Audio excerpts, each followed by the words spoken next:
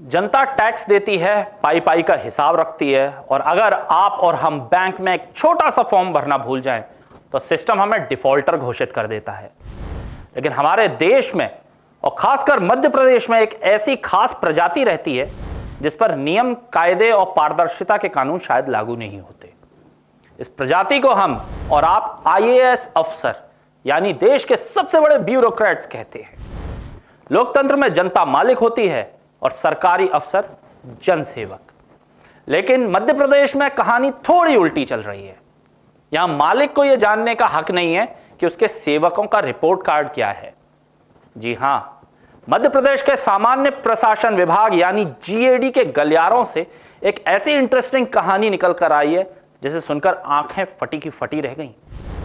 प्रदेश के कुल 394 आईएएस अफसरों की सर्विस रिकॉर्ड यानी उनकी कुंडली, उनकी परफॉर्मेंस रिपोर्ट, उनकी अचल संपत्ति का ब्यौरा सब कुछ लापता है या अधूरा है। नमस्कार, मैं हूं अनिकेत दीक्षित और आप देख रहे हैं राजीव टाइम्स। आंकड़े गवाही दे रहे हैं कि राज्य में तैनात और यहां से जुड़े लगभग 394 आईएएस अधिकारियों के सर्विस रिकॉर्ड्स, उनकी गोपनीय रिपोर्ट, एसीआर, एपीएआर और उनकी संपत्तियां या सेवा से जुड़ी अहम जानकारियों के अपडेशन को लेकर सामान्य प्रशासन विभाग यानी जीएडी अब हरकत में आ गया है।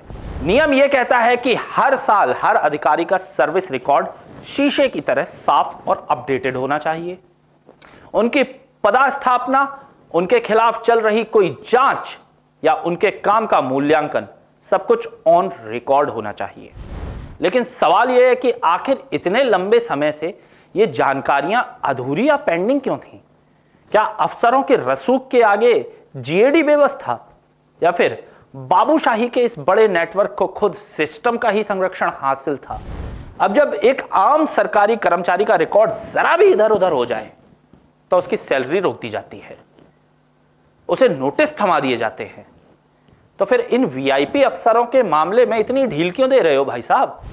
मध्य प्रदेश में इस समय सुशासन यानी गुड गवर्नेंस का दावा किया जाता है, लेकिन जब राज्य के सबसे शीर्ष प्रशासनिक अधिकारियों का डेटा भी पूरी तरह दुरुस्त ना हो तो नीति निर्धारण और पारदर्शिता की बातें बेईमानी लगने लगती हैं। अब जीएडी इन सभी 394 अधिकारियों की फाइलों को खंगाल रहा है, जानकारी पूरी करने की कवायद चल रही है। लेकिन इस कछुआ चाल के पीछे की असली वजह क्या है, इसे समझना बेहद जरूरी है। मध्य प्रदेश की जनता से कुछ सवाल करना चाहता हूं। सवाल यह है, अगर सूबे को चलाने वाले सबसे बड़े साहबों का ही सर्विस रिकॉर्ड समय पर अपडेट नहीं होगा तो वो आम जनता की फाइलों को समय पर आगे कैसे बढ़ाएंगे? क्या हमारे देश का सिस्टम आज भी इतना कमजोर है कि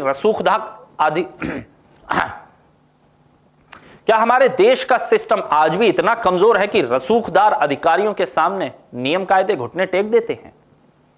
सोचिएगा जरूर, क्योंकि आपके हक और इस सूबे की व्यवस्था से जुड़ा सवाल है।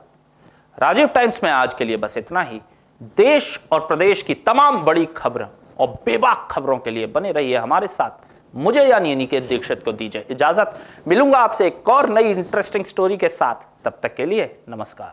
जब मुद्दे बढ़ते हैं और सुनवाई कम हो जाती है, जरूरत होती है एक ऐसी आवाज की जो सीधे जनता से जुड़े। अब हर गली हर मोहल्ला बनेगा खबर का हिस्सा, जहां उठेगा हर सवाल जनहित के मुद्दों, बेबाक अंदाज बिना किसी दबाव के, सिर्फ सच और जनता की आवाज। राजीव टाइम्स लेकर आ रहा है एक खास कार्यक्रम, जनता के बीच जनता की बात। हम आ रहे हैं आपके बीच आपकी आवाज को बुलंद करने। देखना ना भूलें राजीव टाइम्स पर, क्योंकि अब बात होगी